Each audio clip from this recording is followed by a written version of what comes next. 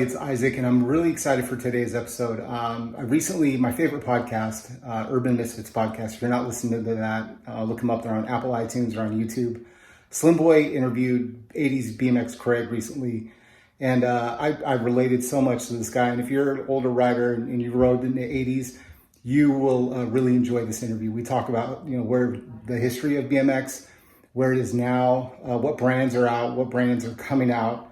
It's a pretty long interview. I haven't edited it yet, but we talked for a good hour and a half. So I hope you enjoy it. I want to do some more videos, but sit back, grab a soda, and relax and enjoy this walk through memory lane. Thanks, Craig, and your family for letting us do this today. We'll talk soon. But man, I hope you guys enjoy this as much as I did. Hey everybody, I'm excited to talk to you today, and I am thrilled to do this. Is my first interview, and I barely slept last night because we were talking. I'm going to introduce, before I even get into this, 80s. It's 80 BMX Craig from Instagram. Hey. Yep. Bro, what's up? Thank you so much for coming on and chatting. Yeah. And anybody that's watching this, the way this kind of went, the way this happened is I personally have been following Craig for. It seems like quite a while before I even, like when I was starting to research getting back into BMX, and just looking on Instagram, when I was like missing bikes, I just typed into the search, 80s BMX, and the hashtag came up. So I was like, follow. And then I just kept seeing really cool content that was like, dude, I remember that. I remember that. So after I had about 3 of those, like, this is my jam. Like, this is my people. I was like, I'm following that dude specifically. I was kind of a street neighborhood kid, and that started back in the late 70s. It was really just a bunch of kids getting together on Saturday with no plan except for to go, tear it up, go through the neighborhoods. And, a lot of us just had, there was a plethora of bikes showing up. I don't think we were really thinking about what we were riding as much as who's going to be here today, because we needed kids to, buddies to meet up and go find a spot to ride. And at first it was really dirt track riding. Mm-hmm. We would, someone would have a rake, someone would have a shovel, meet at someone's house, and then we'd have a spot that we would always go out to, and we'd groom a little track of whatever we had left from the last time we were there, and basically set up a couple jumps. We'd have a little starting point and somewhere we'd stop and kind of make up our own rules and yell at each other who cheated, who got off the line too quick. It was kind of like, yeah.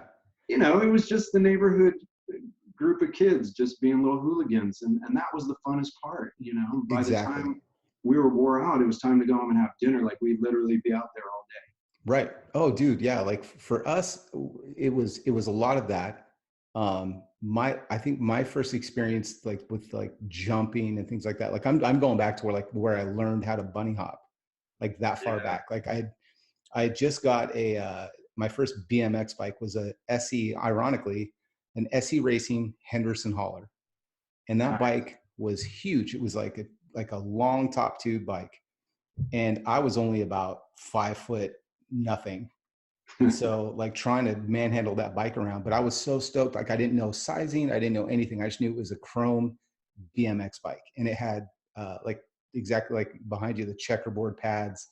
Right. And I remember across the street from my best friend's house, there was an old tree that the stump, like the roots had started to push the sidewalk up. And so, like, someone complained to the city, so they just went out there and patched it. And so basically what you had was like almost like a mini launch ramp, because the sidewalk started to come up, and then it had like a 3-inch like lip. And then it had like on the other side of the sidewalk, it just had a nice landing area. So if you went one way, it was just a big like launch gap. And if you went the opposite way with the lip, man, it would pop you up in the air. Oh yeah, Mother Nature gifted you with a street ramp. Dude, and back then, like, we were just like little, BMX rats. So like we could tell you where all the curbs were like that, like around town. Like, you're just like, yeah, let's go ride that one tree stump, or let's go ride over here. And that's what we did. Like, yeah, exactly. And it was like, we, behind the grocery store, down at the ballpark, at the bay where we had some big fields, and we would build these little, like I said, our little track up, and there was a track there, but it was nothing that anybody made besides us. And after we'd get that all groomed and be great, we'd have fun with it, we'd go back the next weekend and the motocross guys had torn it up. But that was part of it, right? It's like, all right, you're right. It was like, what can you find and where's it at? Because everybody knew a little spot. That's why getting everyone together, they'd go, hey man, let's go over behind the grocery store. There's some pallets back there I saw, or we'll just do a dead sailor drop off the loading dock. Right. Don't eat, who doesn't eat crap. Right. Off that thing. But it was all about, let's go find something that's gonna like entertain us for the day and then we can get rad on. I'm talking, we went up into drainage, big drainage ditches just to get that little quarter pipe feel to it. Yeah. So yeah, all that was really cool back in the day. Because like me, I was just getting out of wanting to, I'm only like 79 when I started riding bikes, and I started on a Schwinn. I don't want to say Stingray. It was a Scrambler. I had like a Schwinn Scrambler with mag wheels on it, banana seat, kind of ape hanger bars. Broke that, and then I got a Mongoose not too long after in '82. I got an '81 Mongoose. No kidding. So then I was ready. I'm like, all right, I'm playing with the big boys now. Right. Yeah. And so it was go time, and we just had a heck of a time out searching for things to do with it. I grew up around like Lodi, Stockton. And so back then Robbie's wasn't around, but it was called Molina's at the time. And Robbie was the tech at Molina's. And so like there was the hardcore guys that would ride in Stockton. So we had a BMX track in Stockton at the fairgrounds. And then there was a tiny little, I don't even know if it was sanctioned, BMX track over by Mickey Grove Park in like Lodi, like on the edge of Lodi, between Lodi and Stockton. And it was like a dirt field with you had to get a tetanus shot if you fell down, because like everything was just rusted and sketchy. And I remember I was like, I wanted BMX. Like that was my thing. I just wanted a BMX because I hadn't started freestyling yet. And we talked about this earlier about like, I remember the Stu Thompson ad in BMX Action. And it was just like, if I described it, like, I think we all kind of have remember this ad, but it's like a giant cliff, and there's Stu, like what to me in my kid eyes looked like he's 100 feet in the air, just going out this big gap, and you're just like, I want to do that. And then and thinking about back then, right? There was no Photoshop. They weren't doctoring up pictures to the point where they were like, is this real? You saw that ad and you're like, where's the cape? Right. This guy is like doing some superhero stuff, and right. This is insane. You had to wait a month to find out if he survived. Right. And so, and I even take it back further. I think the way I got started in wanting to go off jumps and get air and get aggro and rad started back with Evel Knievel. Really, he was putting on specials, or you could read about him, or, if you had the toys, remember that motorcycle you pulled the you pulled the string off? Yeah. But it was wanting to shoot the gap like Evel did. And that was really all I wanted to do. I wanted to be rad. And I think sometimes going off those little box jumps or the little, ramps we'd make as kids, you almost felt like you could be on that level, because 2 feet in the air felt like 10. Yeah. It was cool. It was like for that 2 seconds when you were up in the air before you either landed or crashed, you were God. I am not the best rider, but I'll try. Yeah. And I have fun doing it. And it's that, right when you learn a new trick or you land a new trick and, or whatever you're working on works, you're so stoked to keep going and like exactly perfect it, or to work on a variation of it, or exactly to show everyone, hey, look what I just learned, I'm with you. Like I look at it like I'm always following the flow, or following that pure feeling. So like for me, if it's a wheelie and I just get a little like, this is so much more effortless today than it was yesterday, or this wheelie was so much more effortless than the one I tried, 2 minutes ago. Right. Like I'm always chasing that feel and that like progression. And for me, I think at my age, and maybe like it sounds like you kind of feel the same way. It's when I was younger, I wanted to be the best. I wanted to like I was chasing the trophy or whatever I idolized in my head as being like that. I'm when I do this, I will have made it.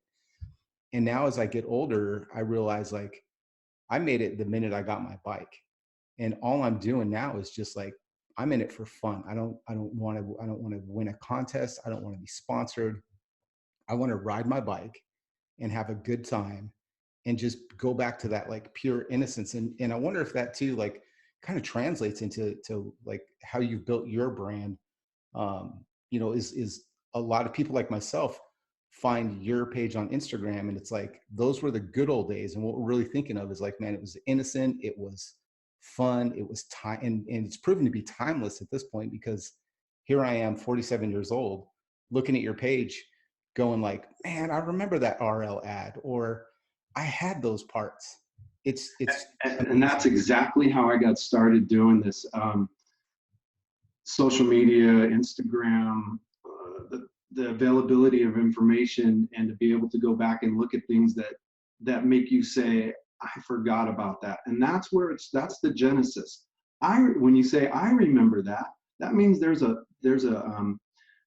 portion of your life that you have a memory of that brought some type of either joy or happiness or experience that you want to think about again. And I did the same thing as you. I was just kind of cruising around Instagram and basically started seeing things like, I saw a couple of BMX ads. I think that's how it started. And then I went down a wormhole with it and then started looking at the riders, the bikes, the companies, the brands, everything that went with that, right? And yeah, so that really was how I went, you know what? I kind of want to make a page because if I'm looking at this stuff, maybe someone else will go, whoa, check that out, and yeah, dude, totally remember that. And that's really how it started, by just checking things out and then creating that content that others could not have to, not that they didn't have to look for it, but they can go, wow, I can go to this page and I am connecting with these things that, this person's already found and they're putting it up, and I'll leave a comment or a like or whatever. And that the comment, like, follow thing really wasn't my goal. My goal was just to make a page for the things I liked. And then hopefully, you know, there were bike BMX guys out there who were like, dude, this is so cool. Let's talk about this. yeah. If you build it, they will come. Like you've built a rad community because I can easily, like for me, if I'm in a stressed out moment, I can open up Instagram, and you post real regularly. So the algorithm has picked up that I like your stuff. So it shows up almost instantly when you have something new. And I can pop in, and even if I just like something, I don't have time to comment, but I can read some comments from other people that are following. It's like, you know what?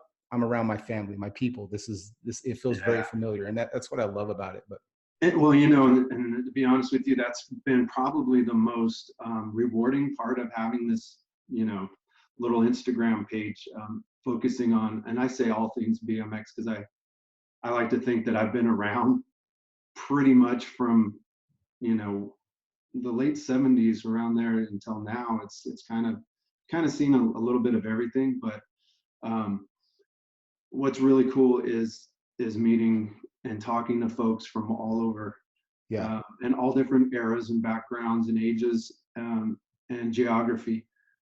I think I was talking in another, when I was on Urban Misfits, about the first thing after we talk bikes, if we haven't said it yet, I'd say, hey man, my name's Craig. Where are you from? I right. kind of want to know about them too a little. It's really neat to Absolutely. have that experience. Yeah.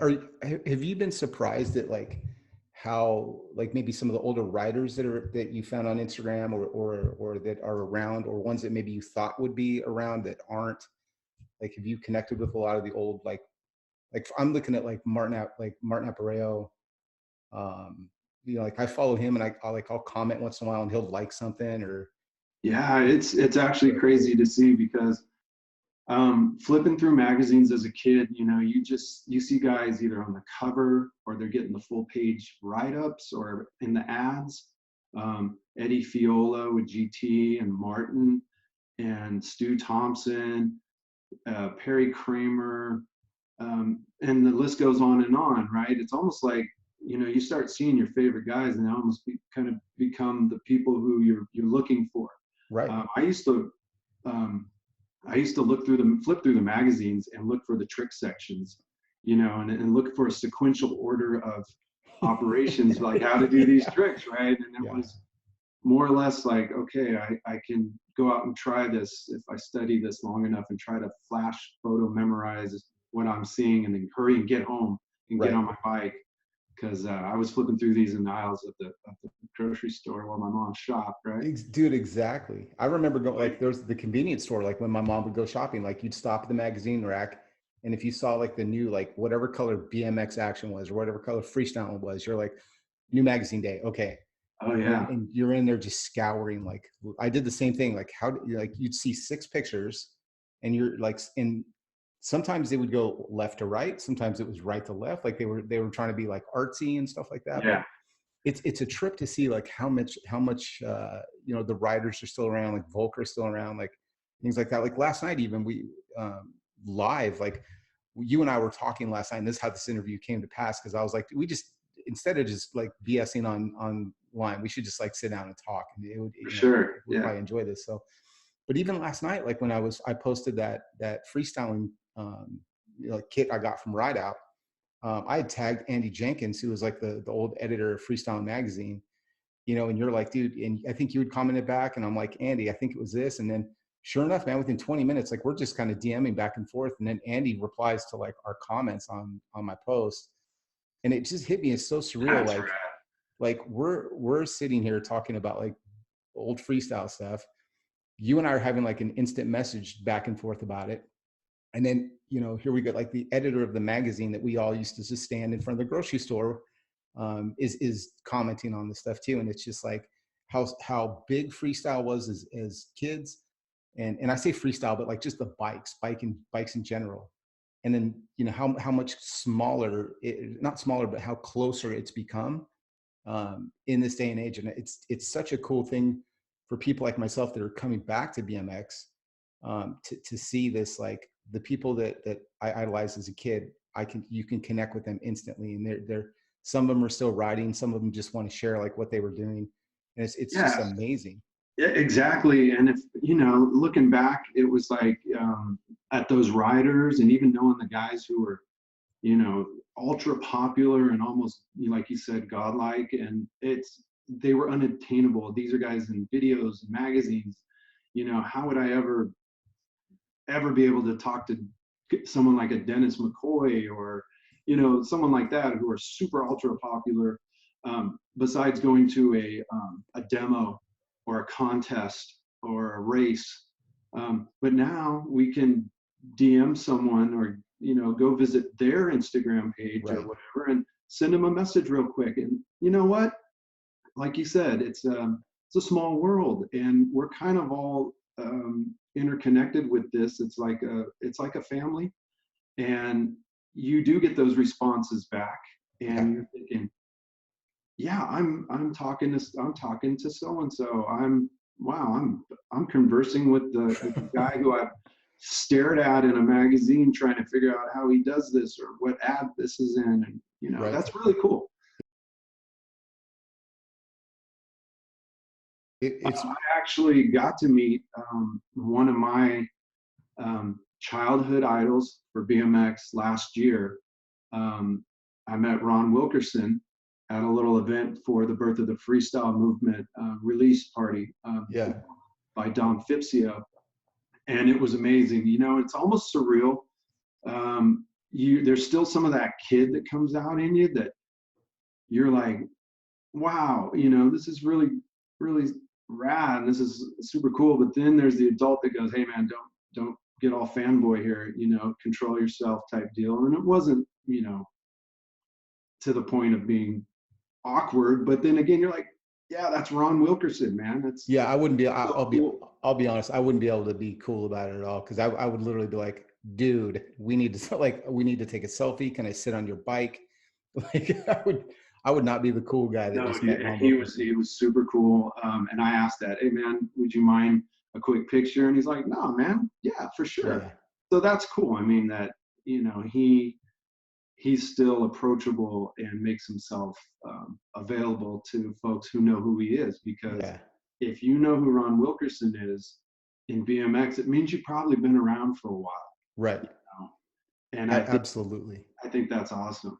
Who have been like the coolest riders that maybe you've met in person, or that you have maybe just interacted with on your page? Is there people you're just like, wow, they're really cool? I think, well, meeting Ron was probably, I would say, my personal highlight. But just when I get interaction from folks in the BMX community, like we were talking about, who were really, um, I would say, they're like the superstars of BMX, Right. old and new. I had a lot of fun looking at Bob Harrow and Perry Kramer and guys like that from back in the day who still look at the content Yeah. and will make comments every now and then. Even from kind of like the mid-school range, like Todd Lyons, Yeah. guys like that, who will comment or DM me if I comment on something or send them a Sure. picture or whatever. I mean, you being so connected to the history and the past of BMX, and now here we are, 2020. What brands are still around? Like for me, like I'll Google something and for me, like trying to find parts. I've got Albies online. I can just go and see like what parts are around. Um, but mostly I've found like Broke Boys, Santos, and people like that, like on Instagram. And so like on my personal bike over here, like I just end up buying stuff that for me, like I got educated on Jacob Santos just since December, and watching that guy. I mean, he's Vander, really. I mean, I'll say it, like he rides exactly like I remember Dave riding. And so Yeah. like as soon as he was like, dude, these bars, I've tested them, and I see him jumping exactly like what you were talking about. And this kind of bridges that gap too. But you see a picture of Jacob just sending something, and it's literally like a riot gate leaned up against like a loading dock, and he's up there like 8 feet up in the air on this big 29-inch bike, and he's like, these bars are tough. I'm like, okay, cool. I promise you they are. Like if you're doing that on your bars, they can hold up to my wheelie. So, what brands are out there that are that you would say are making a comeback, or that Well, are I'll strong? start off with I mean, as far as brands go, from my knowledge, I mean, a lot of the old school brands are actually still around if you look for them. The Odysseys and a lot of the Haro stuff, GT, Hutch is out there. It's one of those things where I think it boils down to what your preference was. Yeah. And if they're not being produced, you can still find those brands from yesteryear Right. laying around in somebody's eBay account or, Right. in the BMX museum. But a lot of the old school brands still put out parts. It, Like I I saw don't know recently, like, exactly what all of them do, but I yeah. ride a lot for my big bikes, my 29ers, I'm riding SE. Uh-huh. So, SE was, when I was getting into the game, they were a big factor in racing. Their bikes to me were top of the line, and they were unattainable because I was on a mongoose budget, or my family was, right? Right. But the fact that they're still out there and they're a huge presence, not only in the the big BMX bikes, but they have, if you look and um, they're still racing. They've got an incredible team put together of track racers and dirt track racers and stuff like Yeah. that. So they're involved in all aspects of BMX, not just back into the 29-inch game. Right. I mean, for me, like I'm thinking of like Night Bike Company. I found them recently, and I think it's Night that's making like those replica tough neck stems that I think they just make them. They're called Roughneck, but it looks like the old Tough Necks. I just sold a bike to the owner of Night Bike Company and didn't know I was selling it to the owner of Night Oh, no Bike. way. Yeah, and that was pretty cool. His name is George, and he bought one of my 20-inch bikes. Really nice guy, and actually has really cool stuff, you know, like the Roughnecks, but he has frames too, and he's got all kinds of stuff, Yeah. handlebars. Shout out to Night Bike Company. If you want some retro parts for your bike, give them a call. I love that. Yeah, they just started. In fact, my local shop here in Phoenix Bike Company, they posted something like, "Hey, we're now stocking their stuff," and I'm dying to go down there because like on my Big Ripper right now, I just have an S&M, my old S&M Flatland stem, but I'm gonna Right. go down there and get a Night the Roughneck just because it's what I remember. And I Yeah. think that's it, for me. It's like I want to ride my bike, and it's not that I want to relive my childhood, but like it's what's familiar to me. I recognize this brand. Like I remember bashing my knees on this head on like the front of this stem when I was, or on the back of the stem when I was a kid. So Well, I remember we were recognize that. talking about, I was telling you how I wanted to put a gyro Oh on yeah, the yeah, yeah, 29er. yeah. I'm like, that'll blow everyone's mind. I mean, maybe it would look weird, but how cool would that be to have a true gyro on your 29er where you can bar spin and you're not wrapping the brake cable? And I bet you there'd be some of the younger folks out there, the kids nowadays, that would just be like, what is that?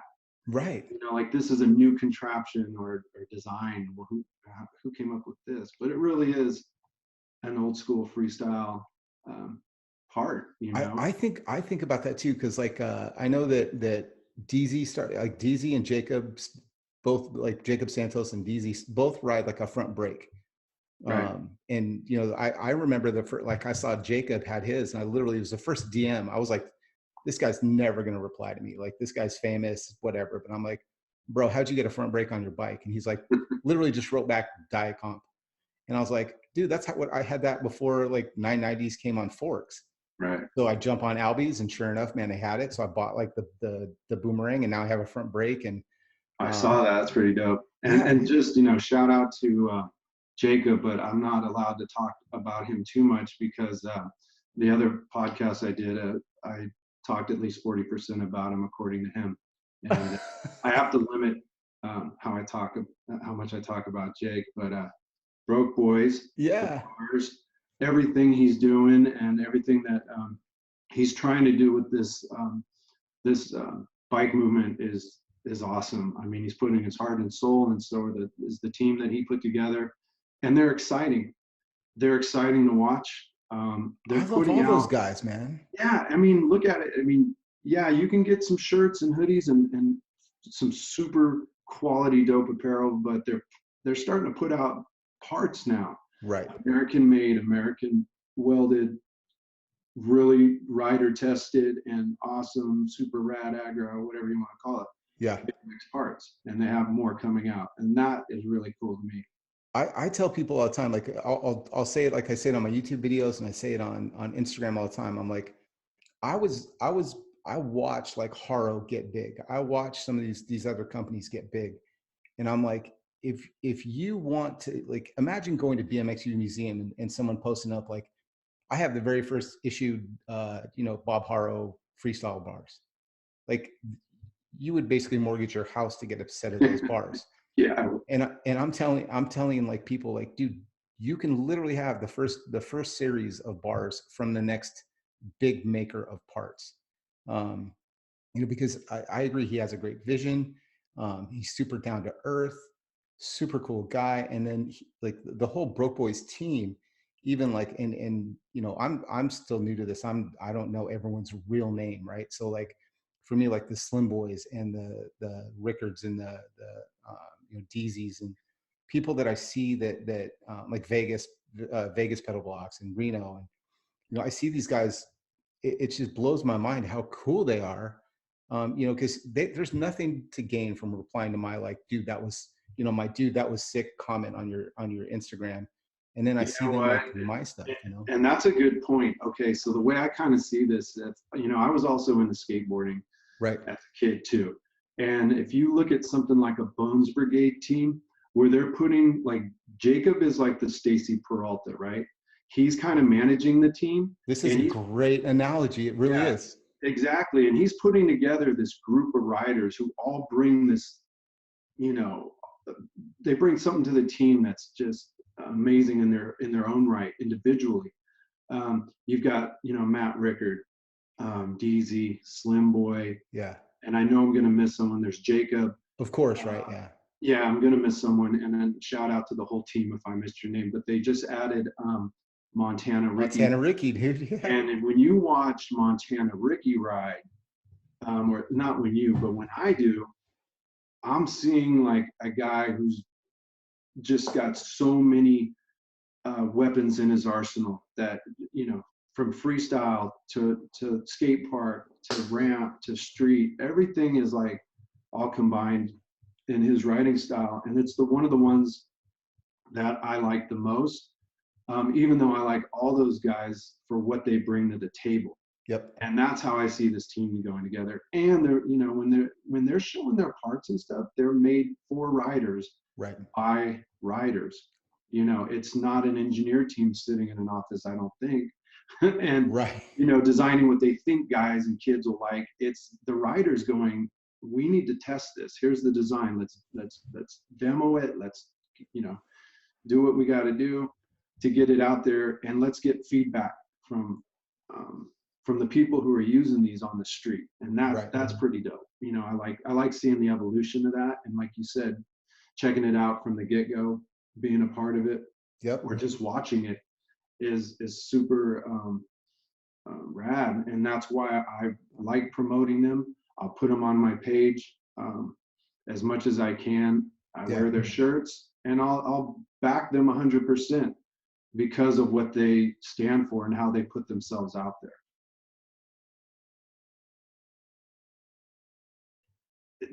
One of the greatest things that I found about getting together with a huge amount of people with similar likes and desires that are surrounded around BMX is that we have a common bond right out of the gate.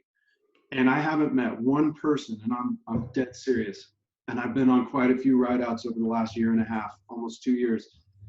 No matter who you go up to, everyone has been super friendly. They're all, welcoming. Even if you ride with a smaller group, and I would say smaller meaning not on a big sanctioned ride out, but even if you do a local ride out, like in Stockton is where I predominantly ride the most welcoming and, right out of the gate, friendly folks.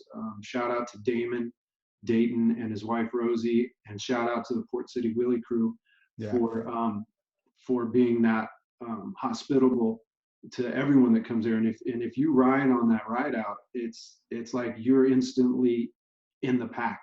100%. Part Yeah. of the pack. The introduction of these big BMX bikes, like you have yours there, mine's here.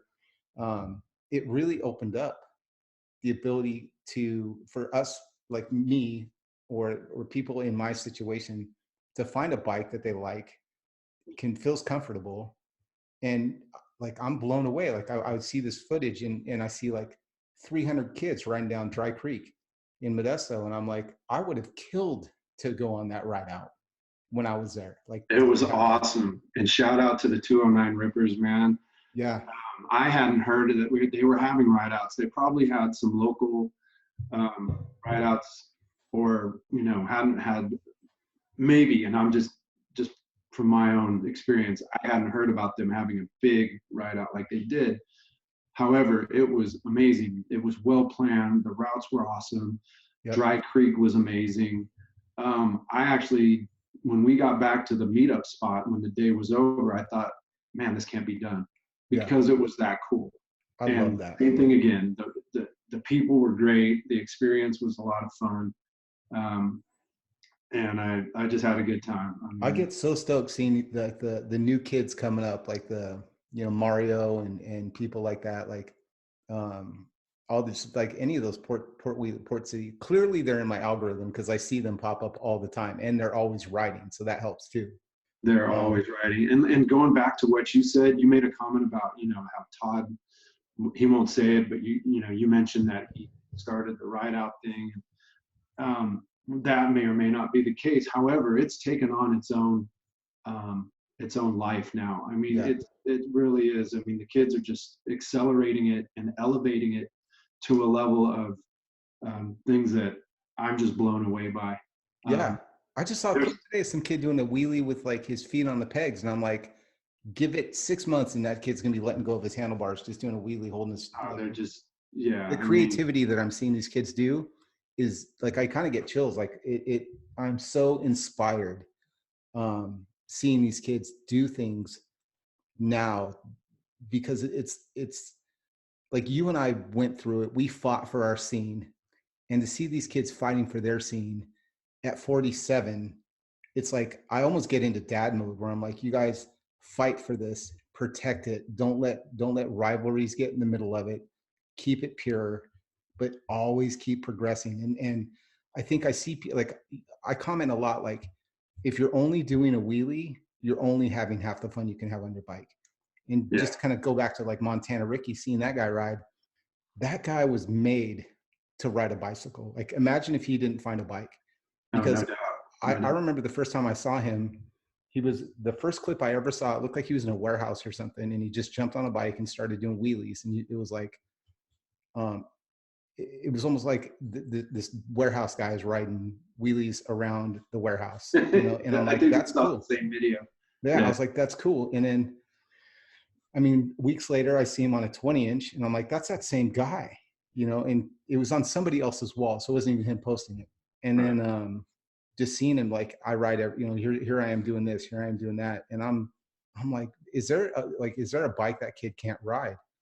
Right. And I see stuff like that, and I see the progression, and I see the for me it was RL and Martin and Eddie and definitely definitely Wilkerson was like the first all-around rider that I remember. Like Yeah. that dude could do the crazy footwork flatland, and then he was doing the bubikas and nothings and stuff like that. You know what I mean? Everyone was like, Matt Hoffman was so amazing. And I'm like, you guys, Ron Wilkerson, if he didn't invent half that stuff, like Blyther had like great style, but Definitely. Wilkerson had that send it attitude, where he was just like, let's just see what happens. I'm gonna let go of the whole thing and hope I can grab it back and land it. And it's crazy because, a lot of folks think, especially, I'm not going to try to pin this on everyone, but they think the big BMX bikes are just wheelie bikes. And I don't want to be a part of that. That's not me. This isn't BMX. Well, keep an eye on these kids because a lot of them, they are doing the wheelies and they're doing combos and footwork, and that's what they focus on. But if you really, really pay attention, these kids are going to dirt tracks. They're hitting the big jumps. They're going off box jumps. We did a ride out where the kids are jumping like 12 to 15 feet off this box from this box jump over a bush to see who can get the furthest distance. They're riding these BMX bikes like BMXers, Yeah, tell Rich that's not a BMX bike, because I've seen that dude like just lay flatties, dude, on that thing like it was like it's like, nothing. yeah, He's it's a crazy. it's a BMX bike. I will argue that all day long.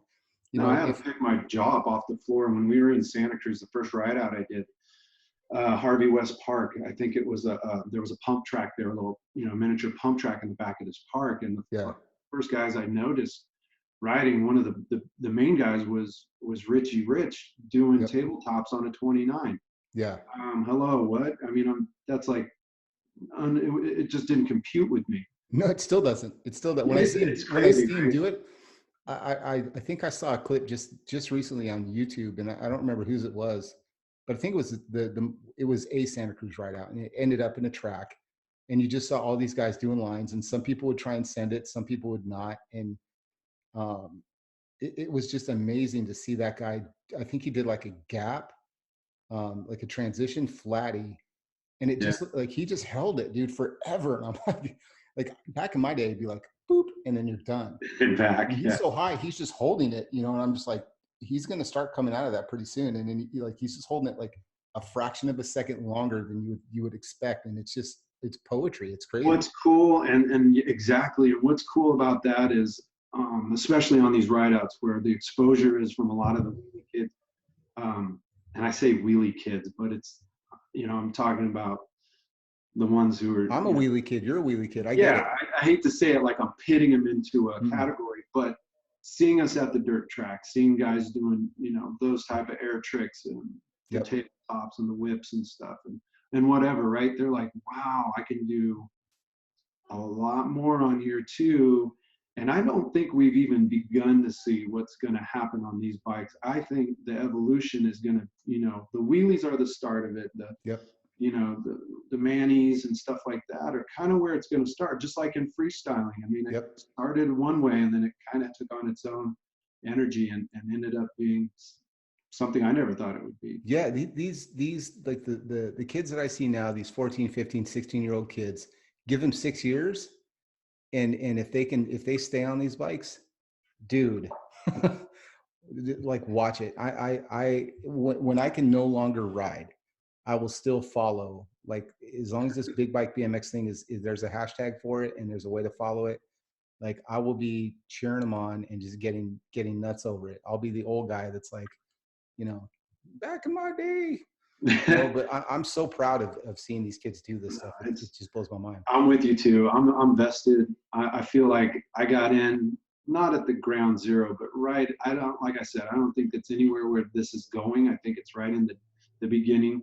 And I'm just glad to be a part of it just because of those other reasons I listed: the people, the family atmosphere, the bond, the bikes. 100%.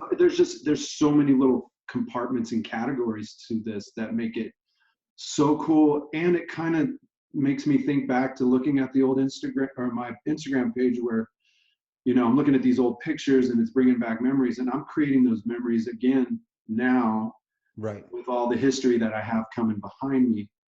It's really neat, and who knows, crazy. Maybe we're hanging out with the next, Martin Aparijo, or the next Dennis McCoy, or the next Mike Buff, or Arnold Osborne, and they're amidst us right now. They just, they just don't know it yet. They just don't know it yet, or they're just getting to where their roots are being planted in this, and they haven't fully grown out yet from where they're going to end up being at some point. Absolutely. Like we were talking last night, like I have a jersey addiction, even though I don't own any jerseys. Like I love looking at jersey collections. I love looking at like your Broke Boy shirt. I'm like, okay, I have that. That's cool. But like your Send It hat, I'm like, where do you get that? Like, yeah, a little Send It crew hat. Like I don't like all this stuff. Like where do you shop? Where do you find this stuff? Like last night we were talking even like 09, and I found them on Instagram, and then I found their site. They have jerseys. You could buy a 09 jersey, and it looks like, they're a brand that I remember coming back up. Yeah, definitely. And huge shout out to 09 for coming back, making a big comeback. I don't know if, that's a brand that, you and I would remember. And how do they get into this new market? How do they make their name known again? It's like guys like us being a part of this and putting that out there. Yeah, I'm ready to buy. Like last night I was like, I don't care if you have any parts. Like I want your jersey. Because if I saw someone wear a 09 jersey, like that's even more fringe than a GT jersey. Like you might be a mountain biker, but if you're like, I went on their Instagram page and I think I saw like a duffel bag that had like the yellow, the green, the blue, and had like the geometric shapes. Yeah, for sure. And I was like, that's my people. You know what I mean? Like that's the logo that I looked when I was looking in the bike shop at the bike parts. That was the logo I saw, and I have so much affinity for that stuff. And the same with like we talked about Night Company. Night Bike Co. and Tough Neck or Roughneck, whatever they're calling it now. Yeah. And then, like Bullseye is another brand. I was like surprised to see somebody wearing a Bullseye jersey on one of the RIDEOUT videos that I was looking at. And then obviously on the Urban Misfits podcast, like I saw, I think it was B-Dank One, had his bike. He was building. All Bullseye. Dude, all Bullseye. And I'm just like. It's Geronimo, and it's sick. I rode it. It's one of the smoothest 29s I've ever ridden. It has to be, right? Because Bullseye. Badass bike. Yeah. So with brands, like just going back to your question, I wear apparel from companies that I like. Mm-hmm.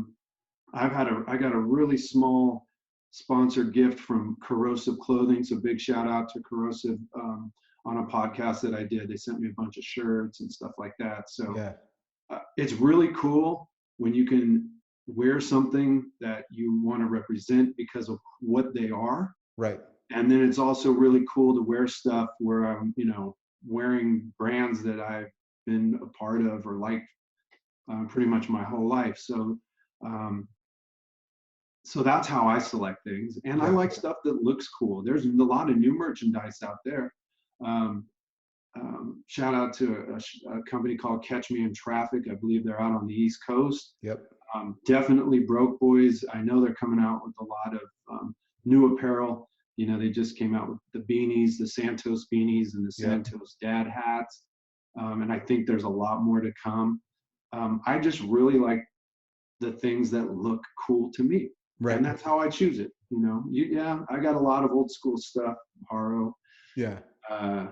Hutch, GT, Mongoose. If I see it and I like it, credit card comes flying out and hopefully get my size going. And I do the same thing, man. I tell my wife, I'm like, hey babe, I'm gonna buy this thing. And she's just like, is it a BMX thing? I'm like, it is a BMX thing. She's like, okay, that's fine. Yeah. So I relate to that completely. Yeah, and collectibles. So when I was growing up, the magazines were never something I really bought off the shelf because I just read them on the shelf and stacked them back up on the little rack. Yeah. So now, if I can get a hold of some old magazines, like look at that, dude. Yeah, this is the 1981 BMX Plus, and they're just cool. You flip open I'm not selecting any page, but it's like, what? Yeah. I mean, what? Yep. Look at these Tang headsets on the back cover, right? Right. Or even going through what I like to do, like find like a Hank and Frank ad or like one of the mail order, like dude, that wasn't online. The best, right? So I go to the back. I just sent this to 09 today, but look at that. Yeah. You got a 09 ad right there. That's pretty dope. That is with all their prices. Cool. And I love looking at the prices of things. There's an article in this one about how to buy a BMX bike on a budget. And it starts out by saying not everybody can save up $300 to buy a BMX bike. And I'm like, $300? Oh yeah. Right. So I got that magazine, and just real quick, I got these made by a guy on Instagram named Poor Boy Steve. So he made the action figures. I don't know if you can see that. Yeah, dude. Made the action figures that go with the magazine. Oh, shout out to Poor Boy Steve. That is brilliant. Kind of shout out to Poor Boy Steve. Kind of goes with all that. That's legit. And I'm not really a big collectible guy, but I did buy a couple things online, like when man, I'm gonna forget his name. I wish I had it on here, but these Crew Jones rad figures signed by. Stop it. Yeah. So they got a gold figure. Bill Allen, look at that. Bill Allen signed as Crew Jones. A little rad on the back. That's legit, dude. Another one here. Bart, was it Bart Taylor? Bart Connor, what was that guy's name? Bart. Yeah, Bart was part of that. But yeah, these are all Crew Jones, and they're both signed by Bill Allen. So I thought, well, that's pretty dope. I remember seeing that dude on a dating show one time, dude, after Rad came out. Like, random fact. Allen? Yeah, dude. I remember sitting there, I was watching it. Like, I was probably like, I don't know, 17, 18. And it was like the dating game. And he was on like one of those like dating game shows. And I'm like, sure. Like, that's fucking, that's Crew Jones, dude. And I'm looking, and it was like my mom. I think we were watching TV because it was me and my mom, a single mom. I was raised by a single mom, so I remember just sitting there watching TV, and I'm like, "That's a dude from Rad right there." And she's like, "No," I'm like, I swear it is, dude. I've seen that movie so much, Mom. You have no idea. And then, sure enough, man. So a little trivia for you. I think I'm 99% sure I saw that dude on a dating show. Might have been. Hey, just before I forget, I think the guy's name who made these on Instagram. And a shout out to him is at Has No Talent. Has No Talent. Has No Talent.